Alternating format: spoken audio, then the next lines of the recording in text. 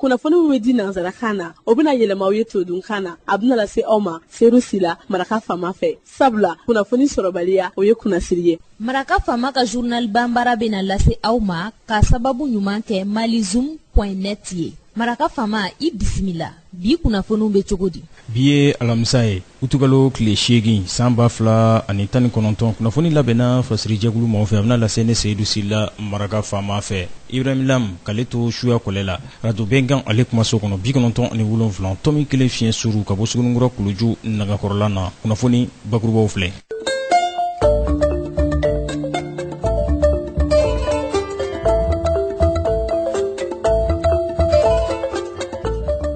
Dunanjigiso n'an ko a ma Sheraton ale kɛra baara bolo weleweleda kɛnɛ bisimilali yɔrɔ ye bidonya in na n'o de ye ka kuwajo kɛ ka ɲɛsin jamanadenw ma baara ɲɔgɔnya u ni vérificateur général ani ministreso min ɲɛsin bɛ kiriko lahalaya ma maracogo ɲuman o bɛ se ka jidi cogo min na anw ka jamana kɔnɔna na a baara nundon o kɛra ministre ɲɛma dɔgɔtɔrɔ Bubu Sise ale ɲana bidonya in na. An ka wolomasiri taabaw Mali kɔnɔ u bɛ ka kuwajo kɛ ka ɲɛsin u ka cɛbɔw ma dɛ yaasa u bɛ se ka jamana lakandali baaraw k'olu ji don hali bi funangɛni wolomasiri taaba maa 1500 olu farala cɛdenw kan. CICR ale ko ale b'a ka baara ɲɔngiri Tombouctou fɔlɔ nin ye dɛmɛniɲɔgɔnya kulu ye mun bɛ dɛmɛniɲɔgɔnya ta ka ɲɛsin adamadenw ma u ye nin kumakan in fɔ bi tarata donya in na a sababu a bɛ n'o dɔn bi dɔnkibaru kɔnɔna na. Dɔnkibaru la kumabaw olu le ye nin ye minnu bɛna walawala aw ye sisan daani na aw ni ce maraka faama ka journal banbara lamɛnli la.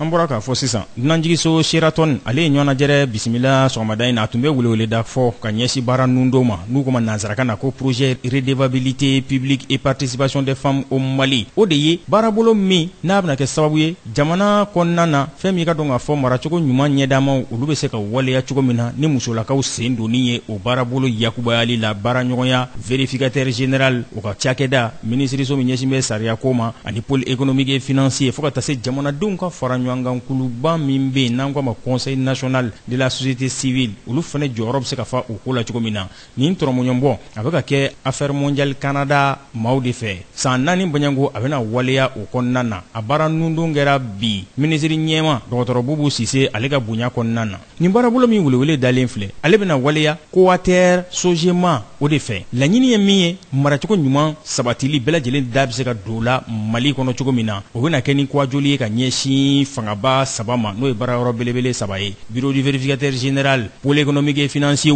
ministère de la justice ani kulu min bɛ n'o ye ɲɛdama kulu ye n'u ko ma ko comité de veille citoyenne n'o ye jamanadenw ka ɲɛdama kulu ye n'o ye conseil national de la société civile ye olu sen bɛ se ka don o ko la cogo min na musolakaw jɔyɔrɔ ka bonya o ko la kosɛbɛ. Dramé Safiatou Diallo ale ye projet in maa ye a ye ɲɛfɔli kɛ. Jateminɛ de kɛra ambassade du Canada fɛ olu ka jɛkulu dɔ bɛ yen l'ambassadeur yɛrɛ de b'o présider u ye jateminɛw de kɛ Mali kɔnɔ k'a ye ko yuruku fanga ka bon dɔɔni donc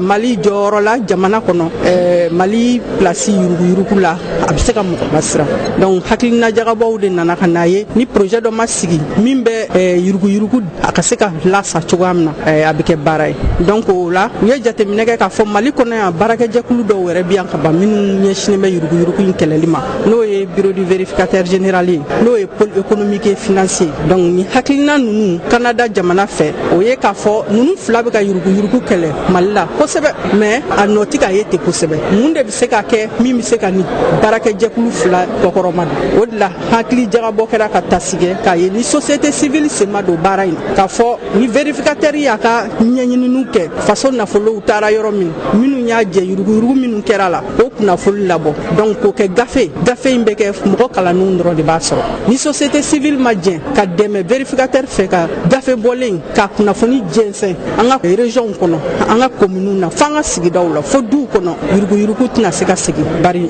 kunnafoni ye fanba de ka Mali segin a maliya la komi a kun cogo min na kɔrɔlen donc ni haminankow de nana n'a ye u y'u hakili jagabɔ fɛnɛ baara in bɛ ka waleya yuruku mana fɔ musow dɛnnen bɛ kɛrɛfɛw la a bɛ komi u sen t'a la donc or que faso nafolo ni a baara kɛra a ɲɛma ko yuruguyurugu t'a la hakili la musow ni denmisɛnninw a n'an ka sotigiw de b'a nafa sɔrɔ mɔgɔ dun ko ni muso lafiyara denw lafiyara gatigi yɛrɛ fɛnɛ lafiyara donc a fɔra ka musow sen don ni kɛlɛ in na kosɛbɛ bari société civile cɛkɛminɛ dɔ b'o bolo o tɔgɔ ye ko comité de veille citoyenne donc o comité de veille citoyenne jateminɛ de kɛra ni musow sen don n'o la caman ka kunnafoni ninnu ni gafe minnu ni procureur de la république b'a bɔ ni bureau du vérificateur b'a bɔ k'a jɛnsɛn ka yuruguyurugu kumaw fɔ a kɔnɔ a bɛ kɛ yɔrɔ minnu na k'olu yira k'a fɔ ko société civile ni a ka comité de veille citoyenne donna ka kunnafoni jɛnsɛn ko baara in a bɛ ɲɛdɔn fanga bɛ bɔ yuruguyurugu la a bɛ segin mali bɛ segin maliya la komi a kun cogo min ka kɔrɔ. baara nundo in a kɛra projet in yɛrɛ ɲɛmaa ɲɛna musolaka don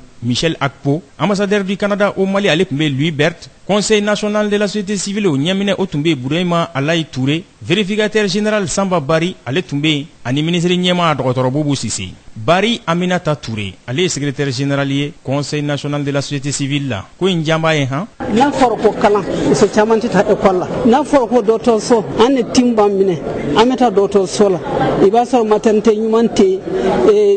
taabali ɲuman tɛ dɔgɔtɔrɔ ɲuman tɛ donc musow ka ko ka ca hali sira n'i ye muso kɔnɔmaw ye siraw kan fo u hinɛ b'i minɛ donc c'est pourquoi an y'a jateminɛ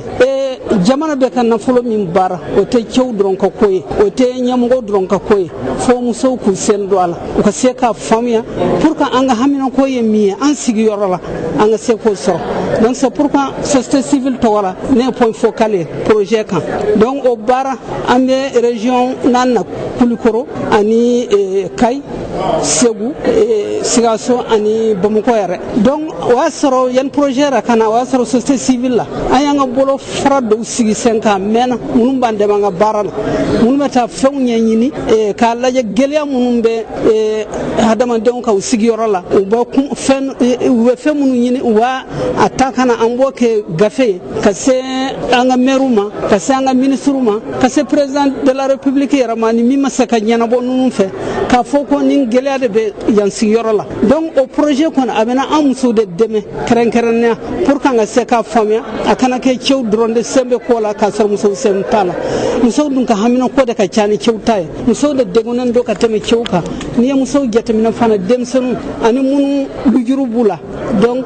musow kɔni olu de bɛ kɛrɛfɛ olu de dennen don kɛrɛfɛ donc projet kɔni b'an dɛmɛ an ka se ka kalan caman kɛ pour que an fana ka se ka baara kɛ musow ka se ka lafiya maa si kana den kɛrɛfɛ parce que an dun y'a jateminɛ n'u ye statistiques lajɛ musow ka ko caman de bɛ kɔfɛ musow ka ko caman de ma ɲɛnabɔ hali bi donc nin projet kɔni bɛ n'an dɛmɛ kalan sira fɛ sɔrɔ sira fɛ pour que musow ka se ka lafiya. san naani bɔɲanko nin baara in bɛna waleya i n'a fɔ an y'a fɔ cogo min na affaire mondiale Canada ma olu de bɛna waribɔ kɛ a kun ye musolakaw ka lɔfonni adamadenya sabatili ɲɛdama maracogo ɲuman o jidili la o bɛ se ka waleya cogo min na ni fan saba ka jija ye.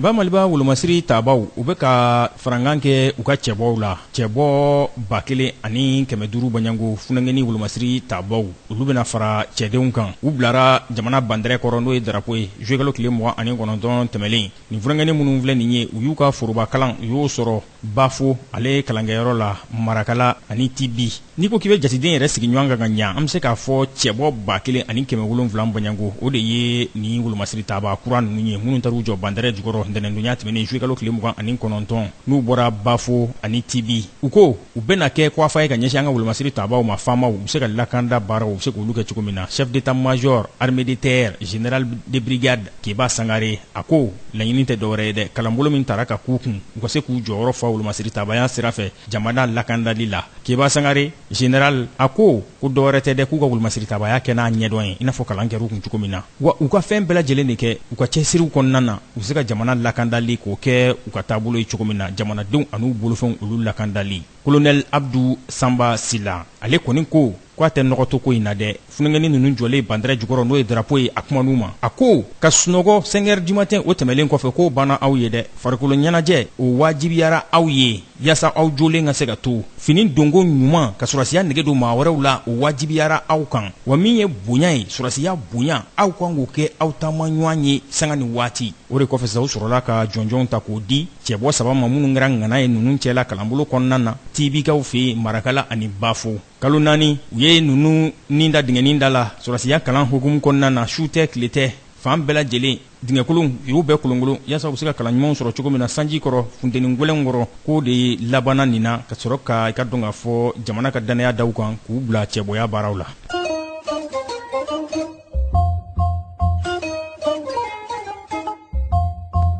CICR olu ko olu b'u ka baara ɲɔngiri Tɔnbɔkutu dɛ. CICR ale de ye jɛrɛjɛkulu ye min n'a bɛ wuli ka jɔ ka dɛmɛdonɲɔgɔnya ta ka ɲɛsin maaw ma gɛlɛya bɛ minnu kan. U ye nin kunnafoni u y'a dangenemaya bidonya in na. U ko k'a kun tɛ dɔwɛrɛ ye dɛ ko lakandabaliya. Ntɛnɛndon nin cakɛyɔrɔ in n'o ye CICR u ka bolimafɛn dɔ janjugu de dara o ɲɛ de ka o ndaraki ka taa n'o ye maa jogojugutigiw fɛ. A kɛra tileganyan fan fɛ maa marifatigi bugunatigɛ dɔnbaliw ko nin ye a siɲɛ 6nan de ye. Ni gɛlɛya bɛ ta ka ɲɛsin olu ka bolimafɛn ma n'o ye CICR ye. Ko wa kabini san daminɛ ko nin ko in bɛ sen na dɛ. U y'a jira k'a fɔ sa ko lakanabaliya bɛ ka ɲɔkuru sɔɔri Tɔnbɔkutu mara kɔnɔna na. Olu dun ka baaraw ye dɛmɛdonɲɔgɔnya ye ka ɲɛsin u ma ɲɔgɔnw de ma ni o si la n'olu tɛ to a k'olu n'u ka baaraw ɲɔngiri fɔlɔ yanni lakanda ka gurinya. Jean Nicolas Marty ale ye CICR ka délégation ɲɛmaa ye Mali la. A ye nin kumakan in sɛbɛntiya dɛ.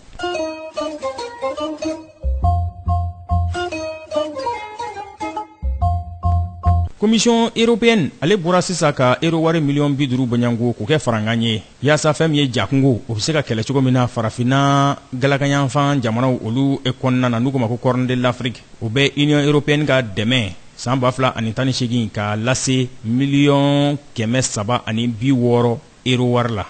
Keniyakaw fɛ yen député musolaka dɔ ale gwɛnna ka bɔ u ka wasabulon kɔnɔna na ko k'a sababu kɛ k'a ni denyɛrɛni nana u ka wasabulon kɔnɔna na u ka wasabulon ɲɛma ale de y'a fɔ a ye k'a ka bɔ ni den ye wa ko kuma in fɔra wagati min na k'a ye wasaden dɔw tɔɔrɔ dɛ k'olu fununa kosɛbɛ olu ye kuma cɛya wasabulon o kɔnɔna na ko wasaden dɔw yɛrɛ k'olu kulera de u bɛ ka ɲɔgɔn gun. Musolaka in dɔw ko a ti bɔ ni denyɛrɛni ye ko denyɛrɛni y'a nin de ye k'a ka denmasaya u b'a wajibiya a n'a den ka to ɲɔgɔn fɛ ko wa k'a kɛra sababu ye k'u ka ɲɔgɔnnajɛrɛ k'a yɛrɛ gulonna ɲɔgɔnnajɛrɛ a ma se ka laban. A ko in kɛra kuma caman ye jamana kɔnɔna na musolakaw u sen don ni foroba mara o cogoyaw la. Nin ye dansigi bi la Seydou la min labɛnna fasiri jɛkulu maaw fɛ k'a lase balimakɛ Seydou Sila Maraka faama fɛ. Ibrahim Lam ale tun bɛ suya kɔlɛ la ni Ala ma ka jɔnya jɔna sini fana ye don dɔ ye an na ɲɔgɔn sɔrɔ yan ka dɔgɔkun kunnafoni labanw k'olu lase aw ma. Ni aw b'a fɛ ka segin Maraka faama ka journal Bambara lamɛn a bɛ taa malizoom.net ale sanfɛ www.malizoom.net Maraka faama ka journal Bambara ka kunnafoni jatara ka laselibaw an n'a bɛɛ lajɛlen ye mun tora ne o ye k'aw fo k'aw waleɲuman dɔn k'a fɔ aw ye a k'an bɛɛ sini ni Ala subahanahu wa taala n'a jɛna n'a ye. Maraka faama ka bi journal Bambara lasera aw ma k'a sababu ɲuman kɛ malizoom.net ye.